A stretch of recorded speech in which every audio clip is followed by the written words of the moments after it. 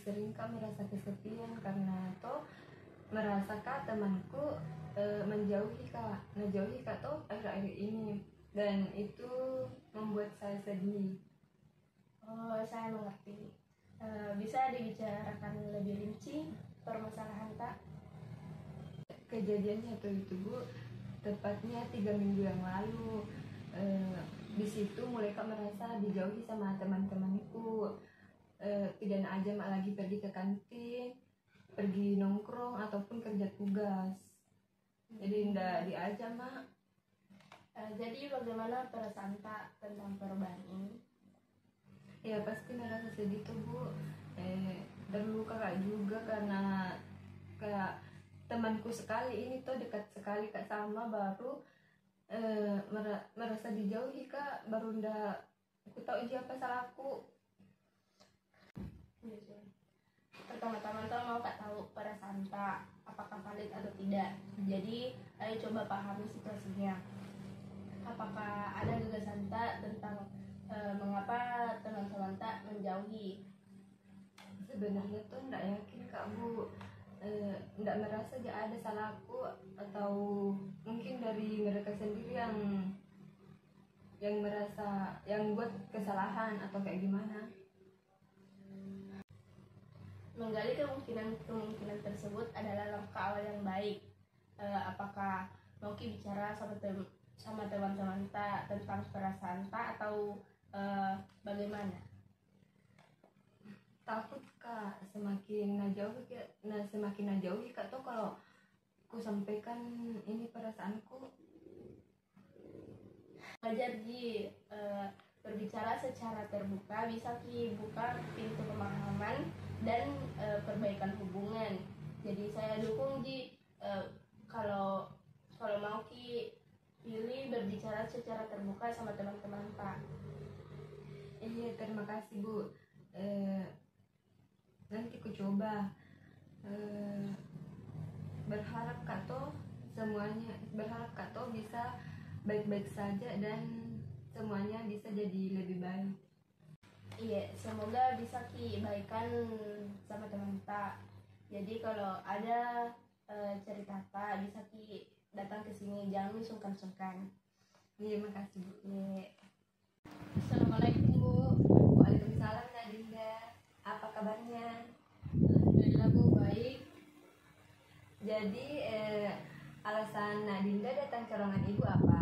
Ada yang bisa Ibu bantu? Begini Bu, minggu lalu mengatakan bahwa saya ingin pindah rumah ke luar kota, dan itu juga saya harus pindah sekolah Bu. Di mana saya mempunyai rasa takut untuk pindah sekolah karena saya merasa takut tidak bisa beradaptasi dengan lingkungan sekolah yang baru. Saya juga takut akan saya tidak merasa nyaman di sekolah itu Bu. Apa Nak Dinda sudah mengatakan hal ini kepada kedua orang tuanya? Sudah Bu, tapi mereka bilang keadaannya mendesak. Orang tua saya harus melalui semua ini Bu, bekerja di sana dalam waktu dekat ini Bu. Apa yang Nak Dinda inginkan ketika sudah berada di lingkungan baru?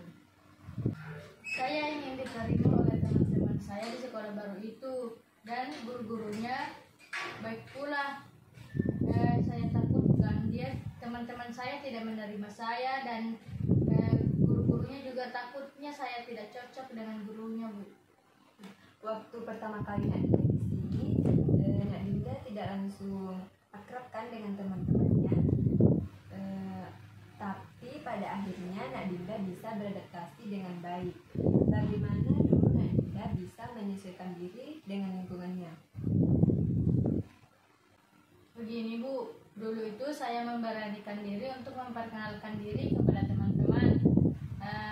Selain itu saya juga banyak mengikuti kegiatan ekstrakurikuler untuk menambah pertemanan.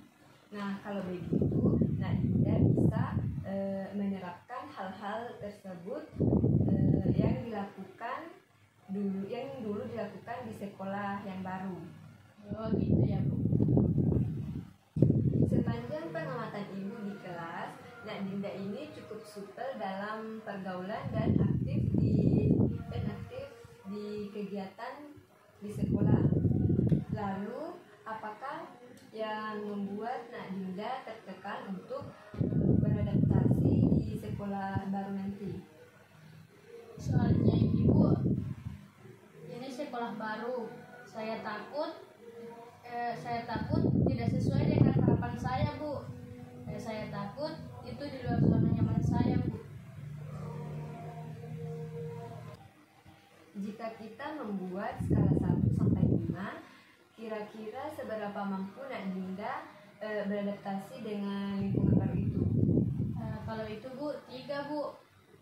Saya merasa kalau saya masih bisa untuk berkomunikasi dan hanya sekedar untuk membicarakan hal-hal yang penting saja, Bu. Lalu pada skala berapa Nak Dinda bisa beradaptasi dengan lingkungan itu? Untuk itu, Bu, 5, Bu.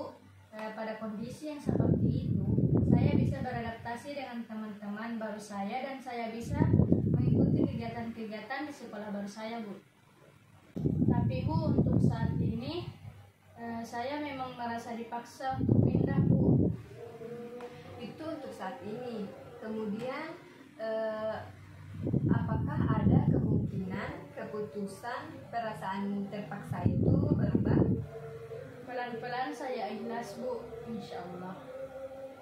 Lalu ketakutan kamu akan teman-teman dan guru-guru kamu di sekolah nanti bagaimana? Apakah kamu mau mencoba untuk tidak memikirkan ketakutan-ketakutan yang belum pasti itu dan tetap fokus untuk mempersiapkan ujian nasional walau apapun keputusan kedua orang tuamu nantinya? Iya, Bu, insya Allah saya coba dan saya akan tetap fokus. Setelah kamu pulang dari sini, mungkin kamu bisa mulai mencari informasi tentang sekolah baru kamu nanti. Selain itu, kamu bisa membicarakan kekhawatiranmu dengan orang tuamu. Baik, Bu. Terima kasih sudah mau berbagi cerita dengan Ibu hari ini. Jangan sungkan untuk menceritakan perkembangan mengenai hal ini. Baik, Bu, terima kasih. Sama-sama. Assalamualaikum Ibu. Waalaikumsalam. Apa kabar hari ini, Cak? Alhamdulillah baik. Kelihatannya muka kamu hari ini kurang semangat ya. Apakah ada masalah yang terjadi padamu? Begini Bu, maukah cerita tentang masalahku?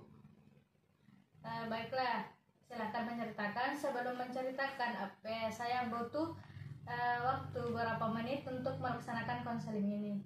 Saya setuju Bu. Mungkin 45 menit insya Allah cukup Ibu.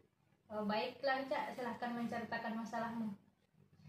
Minta tolong Kak Ibu supaya dirahasiakan ini nah. Baiklah, Cak, karena dalam proses konseling itu mempunyai kode etik yaitu asas kerahasiaan. Jadi Ibu tidak akan menceritakan kepada siapapun. Begini Bu, terbebani sekali Kak sama tugas kuliahku, ditambah lagi ikut Kak semester pendek. Ya terus Terus Bu, capek Kak, pusing Kak juga. Berapa banyak mata kuliah yang kamu ikuti di semester pendek ini? 6 mata kuliah Ibu, tapi capek sekali gak aku rasa. Kalau Ibu boleh tahu, bagaimana cara belajar kamu di semester kemarin? Apakah kamu bisa menceritakan kepada Ibu? Jadi toh Bu, sejujurnya seringkah menunda-nunda pekerjaanku Bu. Seringkah juga pergi nongkrong sama temanku. Jadi intensitas belajar kamu itu menurun karena kamu sering menunda-nunda mengerjakan tugas dan selalu keluyuran bermain bersama teman-teman kamu, itu benar? Iya Bu, benar Bu. Cak, pernahkah kamu berpikir bahwa dengan sikap kamu itu nilai-nilaimu menjadi turun dan kamu harus mengikuti semester pendek? Iya Bu, mungkin karena itu juga sih, karena sikapku yang sering menunda-nunda Bu, sama sering nongkrong begitu, jadi turun nilaiku Bu. Saya bisa merasakan perasaanmu sekarang ini. Pasti setiap manusia akan mengalami masa sulit, tetapi di balik masa sulit itu kita pasti akan mendapatkan yang namanya kebahagiaan. Dapat saya simpulkan dalam pembicaraan kita kali ini, sekarang ini kamu sedang berada di posisi yang sulit dan kamu dihadapkan oleh perasaan masa lalu kamu. Yang kedua itu bahwa kamu sanggup menghadapi keadaan ini, dan kamu memilih mundur untuk tidak meneruskan kuliah, sementara kamu sendiri memiliki impian untuk membahagiakan kedua orang tua kamu. Iya Bu, tapi bingung Kak Bu bagaimana caranya. Apa yang membuatmu bingung? Bisakah kamu menceritakan kepada ibu apa yang sering membuatmu bingung sehingga kamu ingin memutuskan untuk berhenti kuliah? Apa yang membuatmu bingung? Bisakah kamu menceritakan kepada ibu apa itu yang membuatmu bingung sehingga kamu ingin berhenti di perkuliahan ini? Begini Bu, sebenarnya Bu merasa kecewa Kak, dan mau Kak bertanggung jawab atas kekecewaanku.